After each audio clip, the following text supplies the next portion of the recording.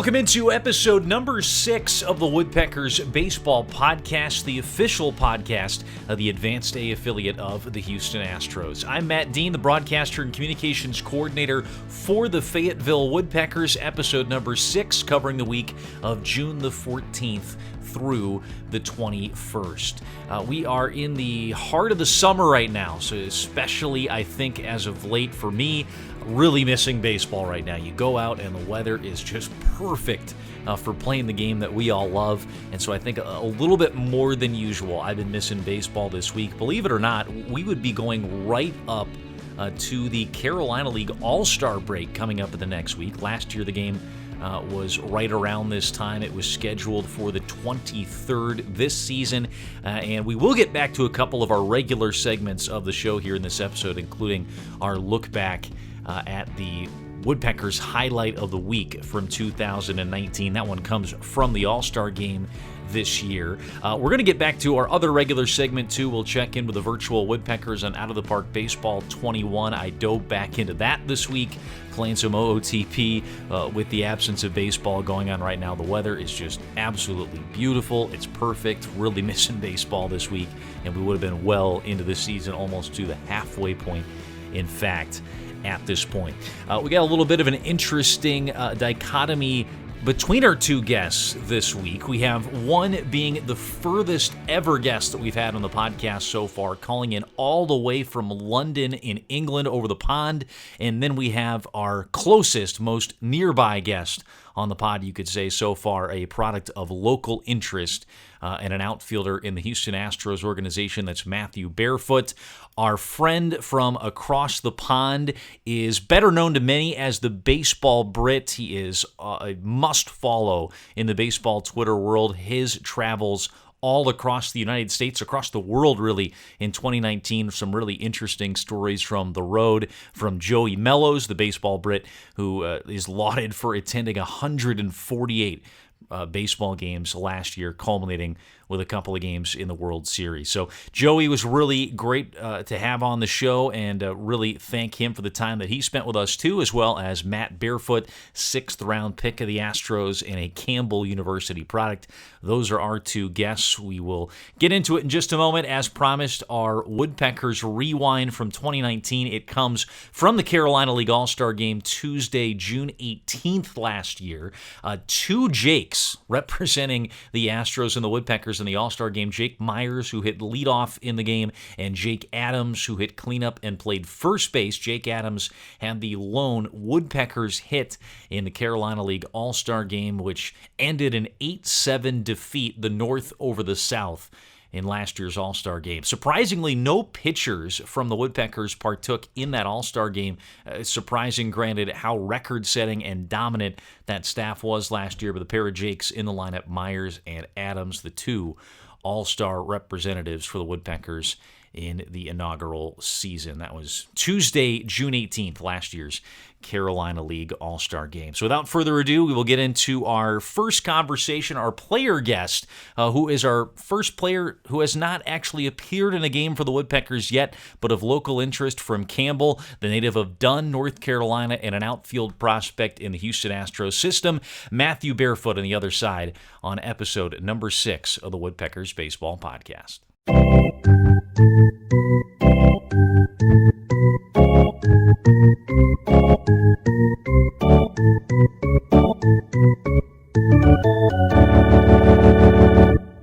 All right, and I'm excited to welcome my next guest. He is a native of nearby Dunn, North Carolina, was the 6th round pick of the Houston Astros last summer, where he came out of Campbell University. He was a 2-time first-team All-Big South selection, won the Big South batting title in 2018, and then followed that up with a redshirt junior season in which he led the league in total bases and was 3rd in slugging percentage before appearing in 23 games with the short-season Tri-City Valley Cats of the New York Penn League last year. It's our first player guest who has not played for the Woodpeckers yet, but a player of local interest, and it's Matthew Barefoot, the outfielder and 6th round pick of the Astros last year. So Matt, not too far away from a lot of our fans in Fayetteville, and it's good to hear from you. Thanks for being here. Yeah, you too. It's awesome. So right now, tell us a little bit about who you're staying with and kind of how you've been occupying your time since you had to head back from spring training a couple months ago. Yeah, well, so I'm here in Dunn, North Carolina. Just trying to stay busy during this time. I got a little facility, a few coaches that kind of help me out, kind of stay training, stay active. But just helping my dad out in the farm a little bit during my free time, which is nice to have. But the biggest thing is just staying mentally kind of prepared, and because you don't know what's next. Yeah, getting ready for this, I was watching a nice video that Campbell had put together about you last summer, shortly after the draft, I believe it was. You were wearing an Astros cap for part of it. It looks like you've got just a great spot to hold up. I've been talking to a few players on this podcast that played for Fayetteville last year, and some of them, especially when this whole pandemic started, didn't have a lot of access to equipment or facilities. Seth Beer was just taking empty swings in his driveway, in Georgia. But you've got a great setup on, the family farm in Dunn. So, how grateful are you to have like that opportunity to still get some work in? You got a batting cage there and an opportunity, I guess, to kind of stay ready at this point. Yeah, it's really unbelievable. The kind of setup we have, a little indoor, so no matter what the weather is, I can go out and train, do what I need to do. But yeah, I see a bunch of guys who do not have this kind of stuff, and they got to do what they got to do to stay ready. But I'm fortunate enough that I can kind of keep that advantage. So just trying to make sure I'm most game ready as possible whenever it's time to go. Who are you staying in touch with regards to kind of your workout regimen or your training regiment, whether it's in person or just over the phone? Who are you kind of keeping tabs with or maybe even training with during this time? Well, I keep up with a lot of the Astros staff. They contact me, some of them daily, some of them weekly, trying to make sure, I'm getting my work in and kind of certain things I need to do, which is awesome. And then I have a couple of old coaches who I know now who have started kind of some kind of league. So I get to play a couple of games with a few other college and pro guys right now, which is awesome because it's allowing me to kind of stay game ready, which is the main focus of this. So, I fortunate is an understatement, even though it's really not a good time right now, but I can say that I am lucky. Yeah, absolutely. That's really cool. I haven't heard of anything like that with guys kind of starting up some leagues. How excited are you to see live pitching again, and what kind of arms are you going to be able to see and face in a little bit? Yeah, I mean, the guys that are there. I mean, some of them got drafted, between last year and a couple of years ago. Some of them are playing at big conference schools. We played our first few games last week. In my first game, I think one of my first at bat, my muscles were just so tight and anxious, just ready to get out there. I was like, man, I kind of got to remember how to do this a little bit. But it's cool because the competition that we have got together, they're legit guys, so it's cool. And we mentioned at the top of the interview, you're a local product. A lot of fans in Fayetteville were hoping to see you at least for part of the season in a Woodpeckers uniform. Just for you growing up around North Carolina, what do you remember first about getting into baseball, and where were you going? Were you watching games at Campbell as a kid? What do you first remember about watching baseball and playing it as you were growing up around Dunn? We used to, whenever I was younger, we used to go to a lot of Mudcats games growing up, and looking at those guys, you're like, whoa, I wonder if I could ever be like that. And going to we used to go to some NC State baseball games, some UNC baseball games, stuff like that. But just looking at those guys and being like, I want to be that good. I want to play like that. Kind of gave me the motivation to go out and do what I do every day. Yeah, I was interested if you were a minor league baseball fan or in the stands when you were growing up. That's really cool. North Carolina is just such a great place for minor league baseball, and one of the other unfortunate things that's kind of happened around this time is there's talks about a lot of smaller towns losing their pro baseball teams, and that might affect a few places in North Carolina, in some of the corners of the state. How big was that for you, just getting into baseball? You said you were just in awe of these guys that were professionals for the Mudcats. So what kind of reaction do you have when you hear about smaller towns affected by maybe potentially losing a pro team? It it I hate it.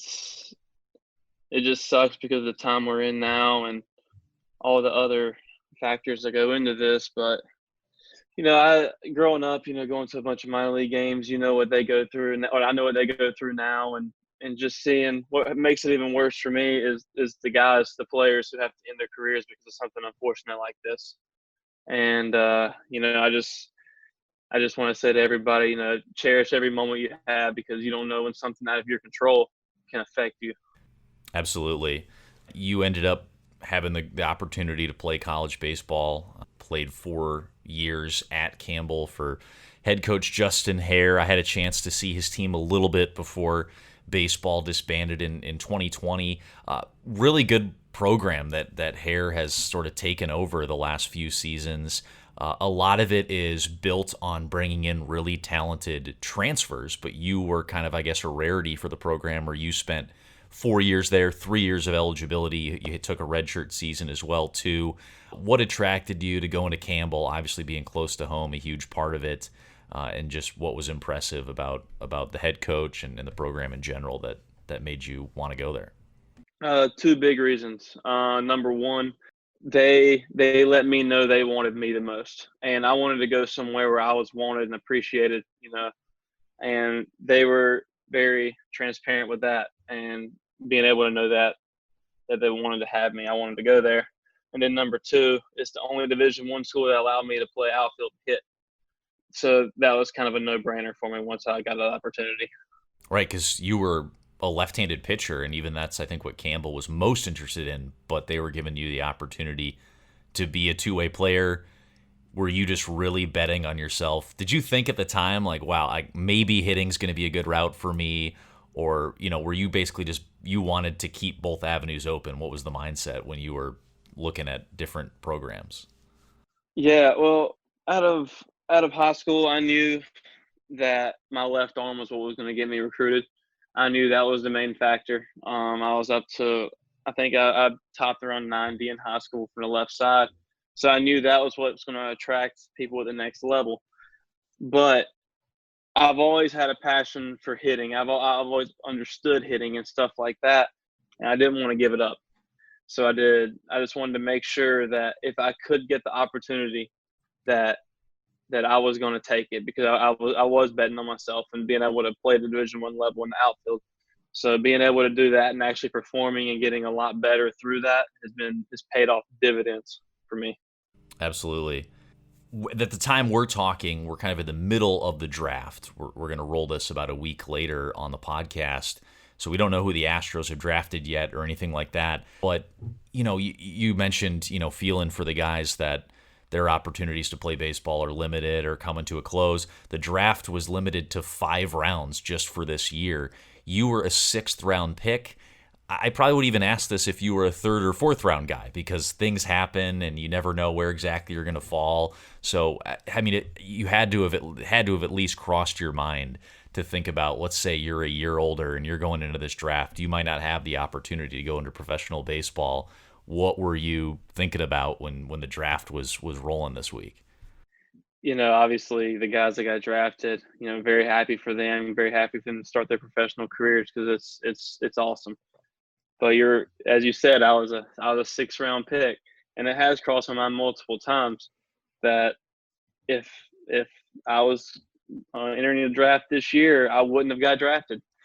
And knowing, I honestly can't even put into words of the amount of opportunities that people won't have because of all this. It makes me a little sick, honestly, but that's the way it goes, and some things are just out of your control, and you got to do what you got to kind of move on. And even some of the guys that got drafted, a lot of creative things had to be done to get information on these guys. They weren't obviously on the field playing for these last 2.5 months. One of the interesting things about the Astros drafting you, of course, is kind of their connections to Campbell University. Woodpeckers opened up Segra Stadium last year. The 2 years prior to that, the Astros had their high A affiliates at Jim Perry Stadium in Bowie's Creek. So obviously they got some extra looks at you. The Astros were around. They maybe get some extra scouting looks, some data on your play and what made you stand out. What kind of sense did you get in your limited time in the Astros organization last year that you heard about that maybe what attracted them to you, and how important were those extra looks of you being basically right outside their door in Bowie's Creek for so many years? I think they told me whenever I got drafted that they had all this TrackMan information on me, and I was like, when did they get this? And then it hit me. I was like, wait a minute, we shared a stadium for like 2 years with all the information just sitting up there, so it kind of made sense after that. So yeah, I mean, I knew that since they had a little more hands-on information for me, and they'll be able to see me, maybe it gives me a little more opportunity. And then the other thing is, I really wish I could have played in Bowie Creek just for 1 year, because I think that'd be a story to tell.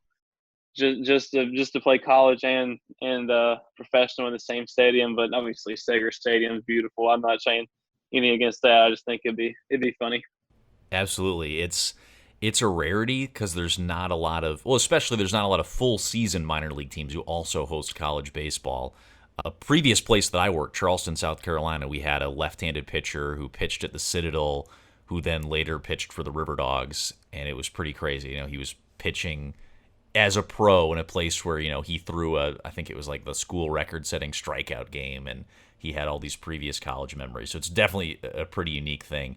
You did also get a taste of Segra Stadium from the Big South tournament last year. You were on the Campbell team that clinched their second straight Big South title and punched the ticket to the NCAA tournament.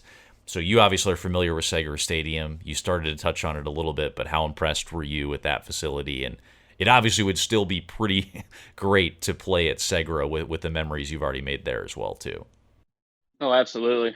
Playing at Segra, nothing bad's happened to me there yet. So that I was kind of blown away at it. I mean, everything's so, obviously it's a brand new stadium, but it has a great feel. Playing service is nice.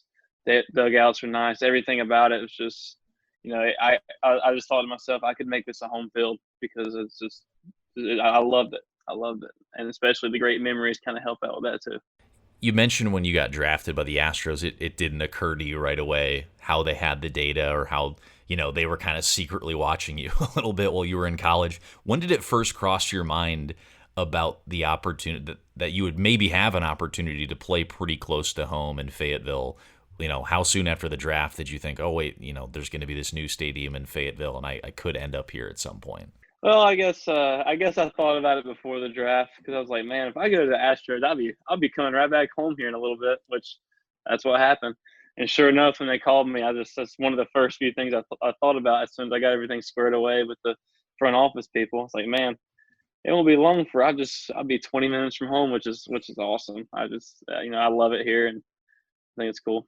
I like to ask this from a few guys because the Astros are so good at disseminating information and getting the most out of their players. One of the better farm systems in baseball in that regard.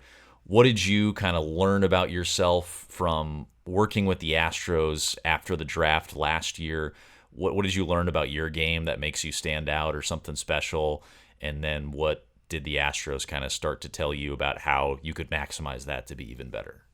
Yeah. Well, but yes, they have so many different kind of factors that go into to each your daily development, between the mental side, the physical side, between everything, making sure I'm healthy on the field. Number one, making sure I'm mentally stable and ready to go every game, making sure that, some mechanical things we're tweaking, kind of working on. And they told us, we're going to make some changes, and these changes are going to be for the better, because this is how you make it to the big leagues. We're going to get you some stuff, and you got to take it with what you can. So going to work every day, just trying to get that a little bit better, and trusting their process through everything. And, asking a bunch of questions and making sure that what you're doing is you understand what you're doing. So it was definitely an interesting time.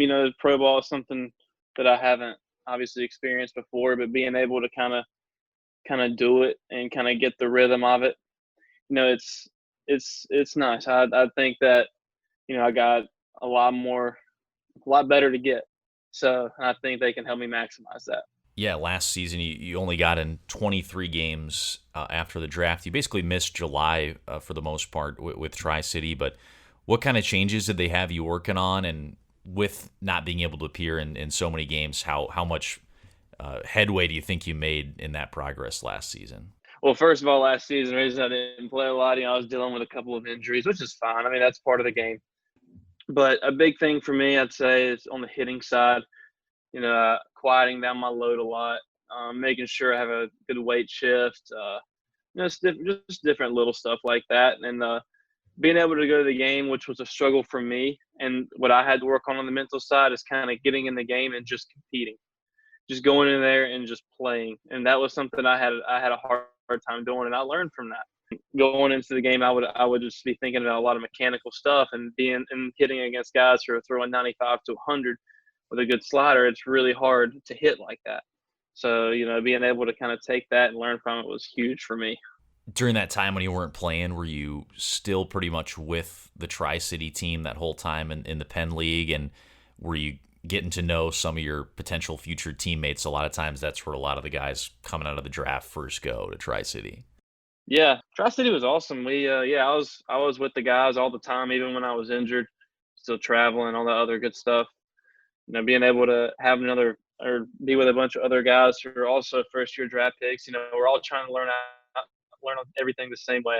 Everything's kind of thrown at us, and we just kind of, we got to kind of figure the whole system out. And it was good. A bunch of us went through the struggle bus of trying to adjust.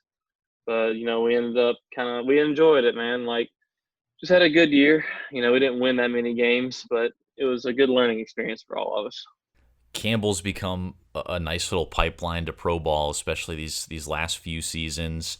What kind of insights did you get on the minor league life and lifestyle, maybe from some of your old teammates or just from starting to get your feet wet with it, playing in short season last year? What did you hear about the minor league life in general that you took with you into pro ball?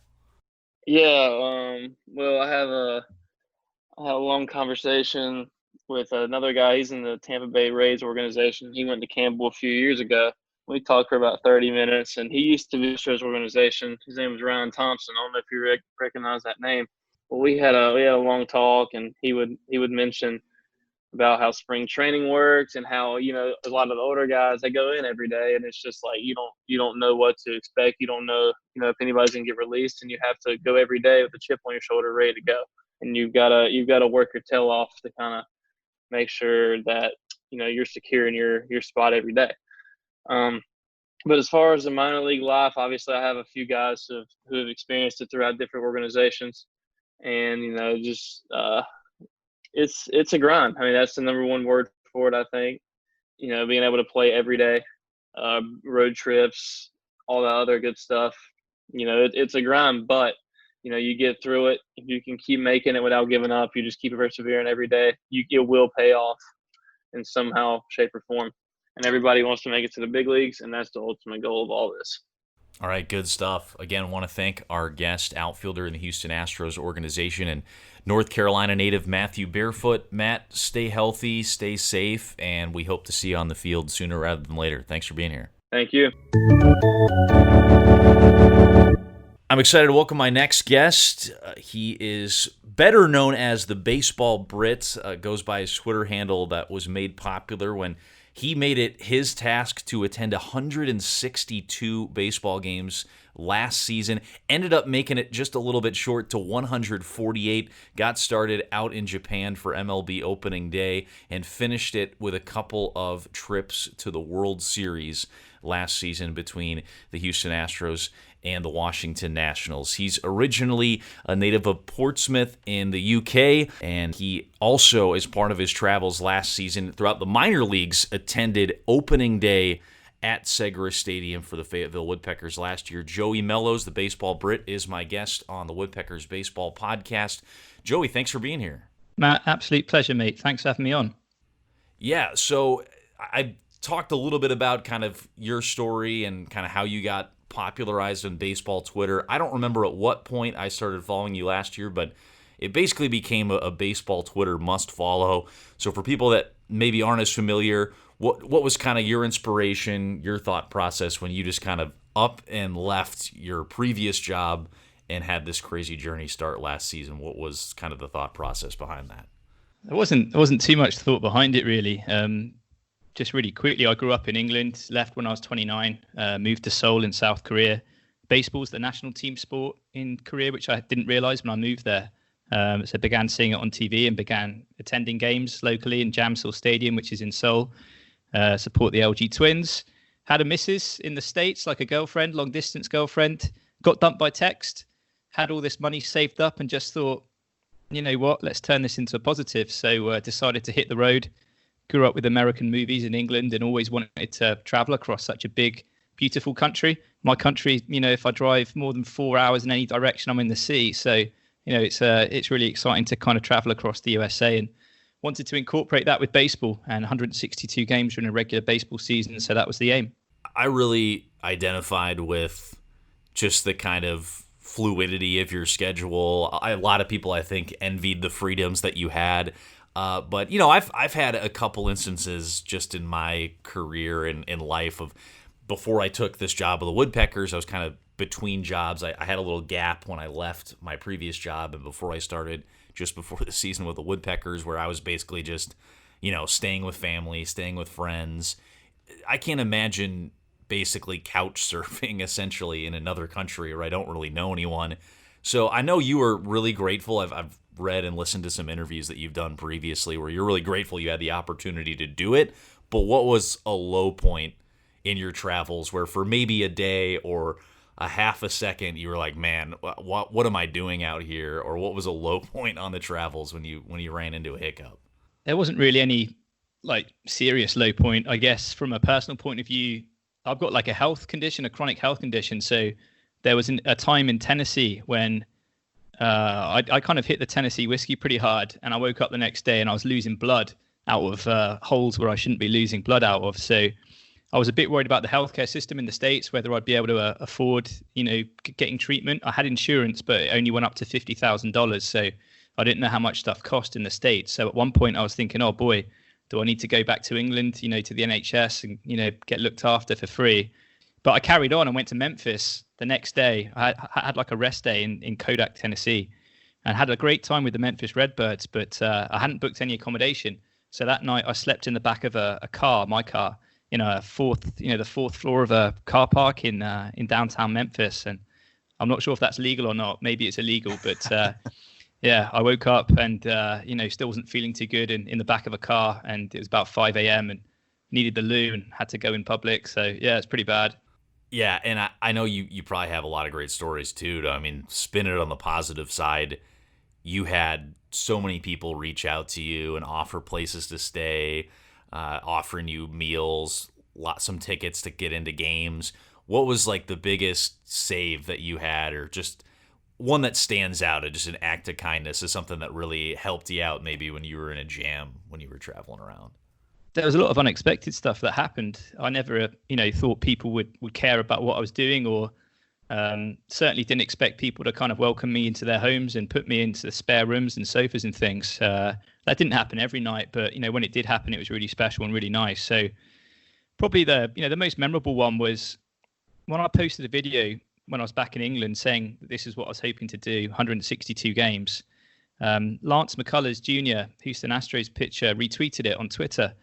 And a few people, you know, from Houston picked up on the story. And I think it was on their local news, this silly clip that I'd done saying I was giving up my job and wanted to help people in Europe kind of, you know, enjoy baseball like I'd got into it in Asia. And a woman messaged me called Gina on Twitter in my DMs and just said, when you're here, my husband and I would like to host you. And 3 months later, we kept in contact, and I was in Houston then. And Gina messaged again just to say, are you on your way? My husband, like, did I mention he's Jeff Lunau, the general manager of the Houston Astros? I was like, no, Gina, he didn't mention that.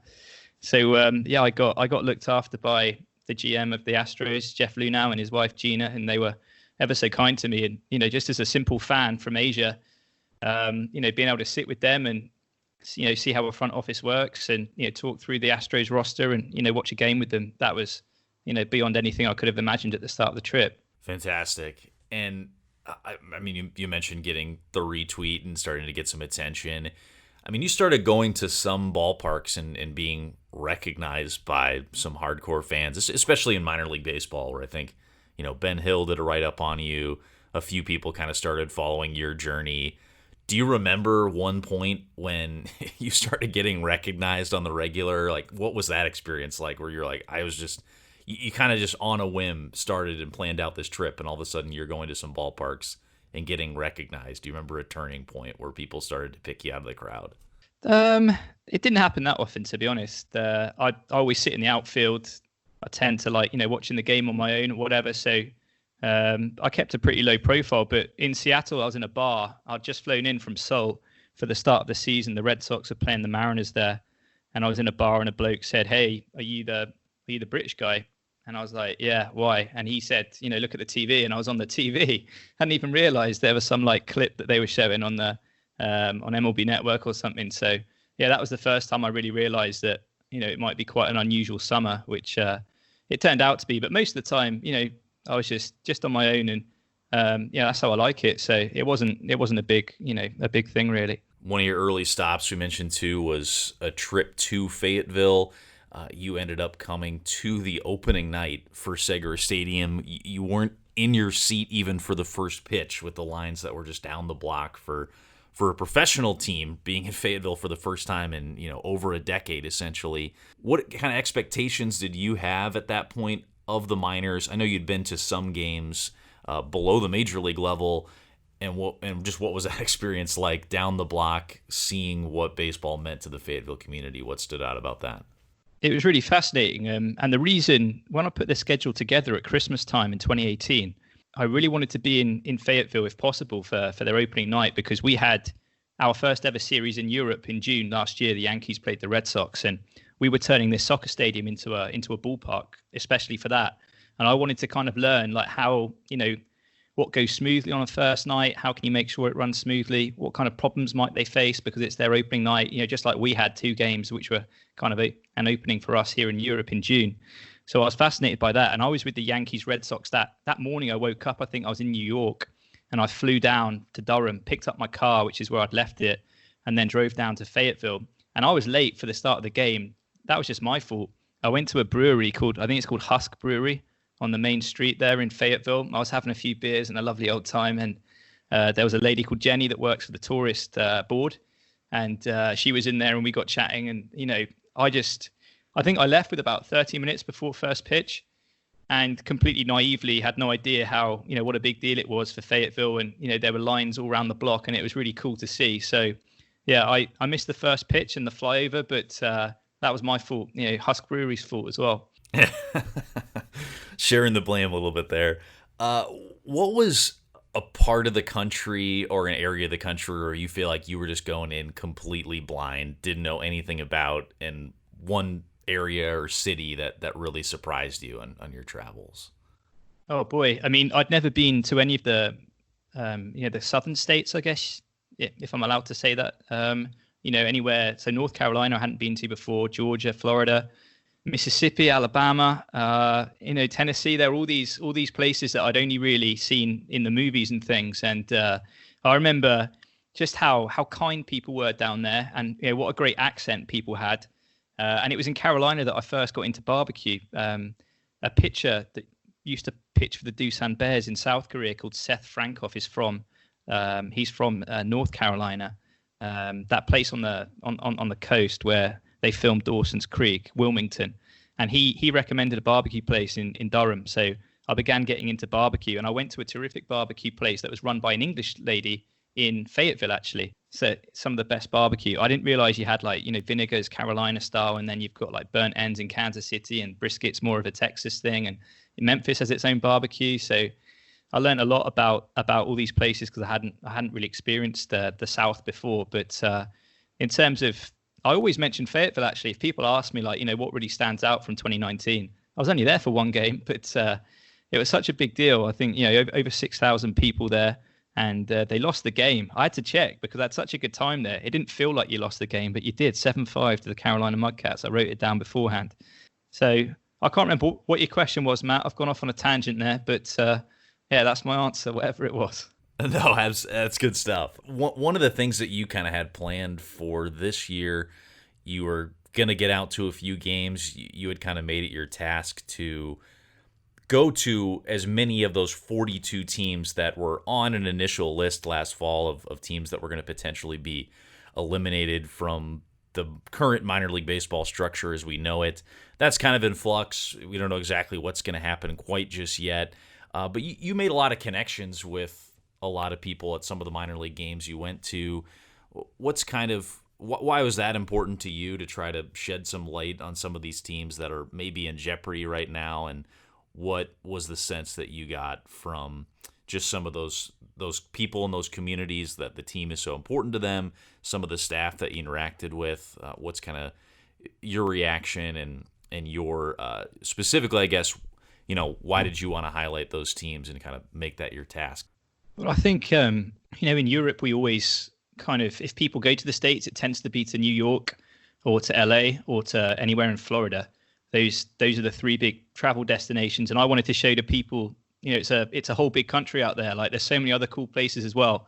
Don't just go to these three touristy places. And I really wanted to make sure that when I was traveling across the country, I got into as many of these smaller cities and towns as possible, personally to try and understand more about, the real America and who Americans are and, the differences they have between them and also the many similarities they have between them. So from a personal point of view, I love learning about new places and meeting new people and understanding different ways of life and thinking. So that was my motivation. But once I got to the minor league ballparks themselves, the people there are so friendly. And I guess I stood out with my mustache and my odd accent. So more often than not, someone that does the broadcasting team would spot me and say, hey, come up and say hello. So I'd go up and say hello and they'd say, come on a broadcast with us for an inning. I'd be like, yeah, sure, no worries.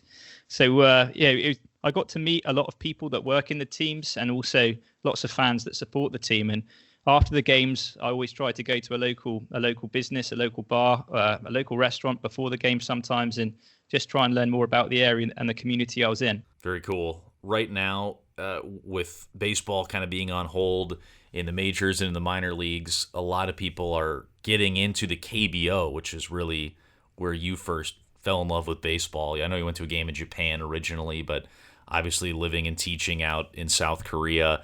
You're an LG Twins fan. Has your network of people to talk about the KBO with just exploded right now? I know you're really anxious for Major League Baseball to return, but how fun has it been for you to all of a sudden have a massive network of new KBO fans to talk about kind of your league with? It's been really good to see. I was really excited that ESPN picked up the broadcasting rights.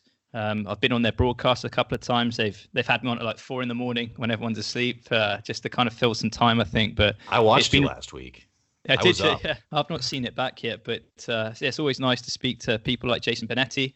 I was in LA when he had that incredible broadcast with Bill Walton, the former basketball player. Very memorable broadcast, and get to speak to people that I've always enjoyed listening to, like Jess Mendoza and Boog Shambi. So it's really cool that more Americans are seeing the Korean League and learning about different way of playing baseball. With the bat flips and with the small ball, and there's more kind of emphasis on stolen bases and bunting and running and that kind of thing than just sheer power. So when the fans come back as well in Korea, I really hope Americans keep watching it, because it's a completely different beast when those crazy fans are in the ballpark in Korea. It's a lot of fun over there. When we get Major League Baseball back at some point, who are some players that you're really excited to watch? Who are some guys that are your favorites to keep tabs on in the major leagues? Greinke's my favorite pitcher for the Astros. So I know he's 36 now. I'd be interested to see how he gets on in a shortened season.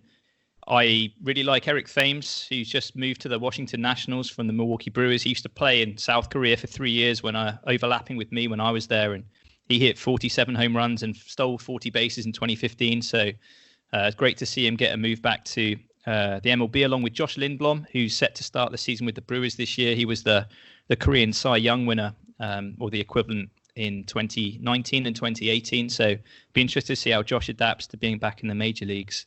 Walker Buehler, a young pitcher for the Dodgers, is someone I always try and watch his starts as well.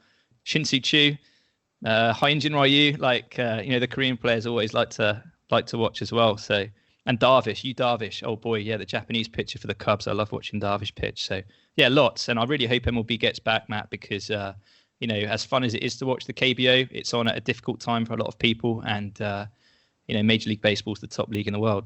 No doubt. And right there at the end, you were talking about just the time slot of KBO makes it kind of difficult.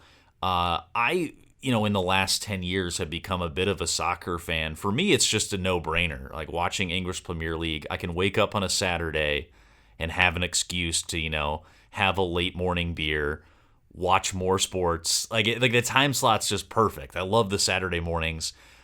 What's kind of the pitch for getting baseball more popular in England? I don't feel like it slots in time-wise quite as well. Are we going to see, or are there already out there? Is there like an equivalent like Major League Baseball pub I can go to when I ever visit England? What's kind of the culture like for people that are baseball fans in the UK? Oh boy. That's the big difficulty we face in growing interest in baseball. It's just the fact it's unseen. It's on when we're asleep. I think East Coast games start at just after midnight, and the West Coast games start at 3 a.m. for us. So that was something, the best way really to increase interest is to increase accessibility, more eyes on the product. And social media is what I try and do on Twitter. Instagram, not so much because I'm not very good at Instagram, but just try and get as many cool facts and information and videos and things for people to kind of find and think that might be fun. We do have a pub in London. It's a Phillies pub, actually. It's called Passyunk Avenue in Great Portland Street. And they host many of our MLB UK, community meetups, and we have fans in the UK that stay up super late and run team accounts. So, for example, Phillies UK, Astros fans UK, and they're really passionate about growing interest in the sport here, because I've not lived here since I got into baseball, and I'm off again fairly soon. So it's the people here, Bat Flips and Nerds, a website and podcast as well, that help people in my home country really learn about baseball far more than I do. One of the things I read about you, too, was you did basically a thesis, big project in college about tipping culture. So you had been to the United States, a little bit about that. You said already, too, that you're a huge movie fan. So I kind of have a two-part question. Well, just first off, what were you studying or what were you looking at when you came over to study tipping culture in the States? And how is that different, here versus in a lot of places overseas? And as a movie fan, have you seen the Quentin Tarantino movie Reservoir Dogs, where there's basically an entire opening scene devoted to a guy talking about why he doesn't believe in tipping? Yeah, it was that movie and that scene that made me want to do this as my thesis. I was an undergraduate at the London School of Economics, and I was studying social science, I think you call it in the States. And for my thesis, I thought, after watching that movie, I was like, yeah, why is that? I think it's Mr. Pink that says that he's not going to tip, and everyone kind of tells him, no, you've got to. And it made me question, why do people tip? Is it out of economic necessity because they know the servers are on minimum wage or less than minimum wage sometimes? Or do they do it because it's a social norm? They're kind of scared of being called out like Mr. Pink was, and that's why they tip. So that's what I went and explored. And I went to 3 different establishments around the Dallas-Fort Worth area for 5 to 6 weeks, I think it was. There was a Hooters, there was a kind of breakfast diner, like an old-fashioned diner, and then a Chili's. So, 3 kind of different types of places. And I was coaching soccer for the 5 weeks I was there to kind of earn my keep, so to speak. I didn't get paid, but just to stay in this person's house, I coached some soccer for free and researched my thesis, after practice and stuff. So it was really fun. I didn't learn much because I was having so much fun, but I think the thesis got a bad grade, but it's well worth the experience being in Dallas-Fort Worth for a summer at the age of 21. I don't want to scratch my own back too much, but I had no idea that Reservoir Dogs inspired that. That was a complete shot in the dark. Exactly what it was. Yeah, I couldn't believe it when you said it. I actually just was hoping that I could recommend a movie if you hadn't seen it, or just wanted to see if you're familiar with the scene.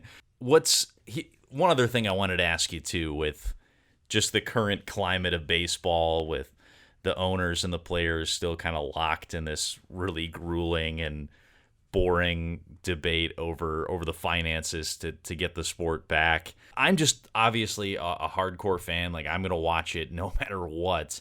But what is that? How does that make you feel when you're trying to sell baseball to a new audience? Essentially, you've said it's been one of your goals to popularize the sport over in the UK. what do you think that's going to do to bringing in new fans, and then the people who I guess follow the sport more casually? How is this going to negatively impact the game fall with everything that's going on right now? Yeah, it's not great. And, after the momentum we had built last year with the London series, the first ever series in Europe during an MLB regular season, a lot of people were very hungry and excited and, keen to learn more about baseball. So the fact Major League Baseball isn't happening right now, and the fact the London series was meant to be this weekend just gone between the Cubs and Cardinals didn't happen, it's obviously put a block on things. I'm always keen, though, to tell people, having got into it in Japan and Korea, hey, you can still watch the KBO. You can still watch the CPBL in Taiwan. That's free to watch on Twitter. So I'm doing my best to try and make sure that people are still able to have eyes on baseball, even if it's not Major League Baseball right now. All right, last thing I got for you. What's the next step for you? What's kind of your next chapter in your journey? And then when do you hope that you can come out and see some baseball in person again? So, yeah, I'm currently finishing up a book. I didn't plan to write a book, but so much strange stuff happened. So much stuff that I didn't put online last year for reasons that, will become obvious if you read the book, I guess. There's quite a lot of salacious kind of just odd stuff that happened, like on the road, outside of ballparks or whatever, or in the towns I stayed in. So I'm finishing up a book, and then I hope to get back to the States when it's safe to do so for next year. And I'd like to learn more about college football, actually. So that might be something I try and do a trip to college football. Yeah, we were just talking a little bit before we started recording.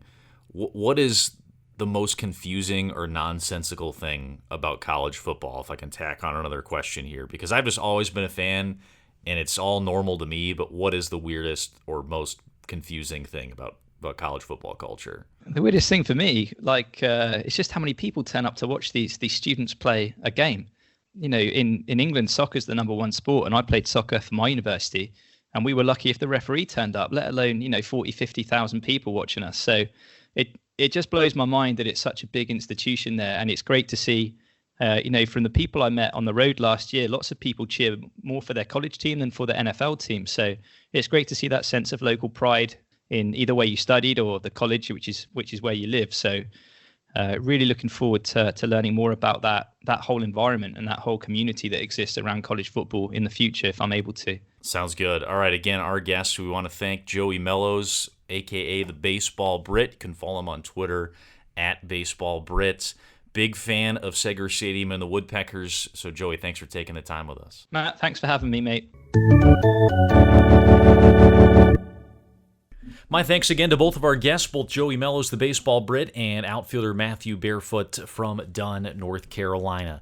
Two good guests coming up next week as well, too. We touched on the draft a little bit last week and mentioned some of the picks that the Astros had took. We are going to have an insider take and break down some of those selections in that draft with Charles Cook, the director of player evaluation for the Houston Astros. So excited to hear about his breakdown and excitement surrounding some of the young players that the Astros just selected last week. And our player guest will be a native of San Diego, kind of an all-around utility-type player who was a postseason beast for the Woodpeckers last season.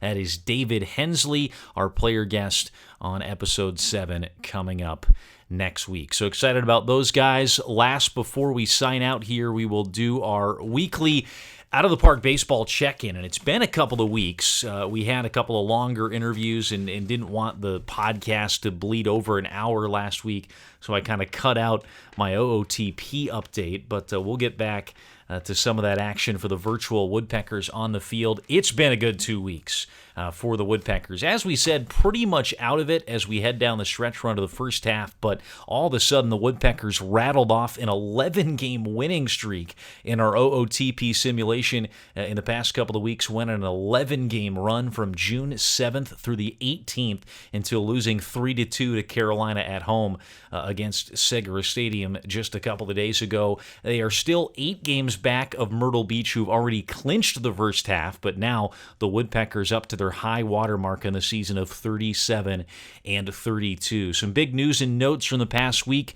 A stud pitcher from the Woodpeckers last year who was on our virtual team In 2020, Yohansy Torres was traded to the Los Angeles Dodgers. Again, not real trade news. This is a simulation in Out of the Park Baseball 21, but in our virtual world, the Astros traded Torres to the Dodgers along with reliever Ryan Presley in the big leagues to get catcher Austin Barnes to augment the big league roster. We don't have any control over that. Again, we're just kind of watching the simulation as it goes. So Torres out in an interesting trade to think about happening in the virtual season of 2020. Woodpeckers are now up to number 2 in the Carolina League power rankings. Myrtle Beach have been the behemoth in the South, a plus 79 run differential for Myrtle Beach. The Woodpeckers in pretty good shape, though. They'll finish about 8 or 9 games out in all likelihood of Myrtle Beach, but really good season. Freudis Nova's been the star at the top of the lineup for the Woodpeckers this year. He was just placed on the IL for 1 week only with a herniated disc,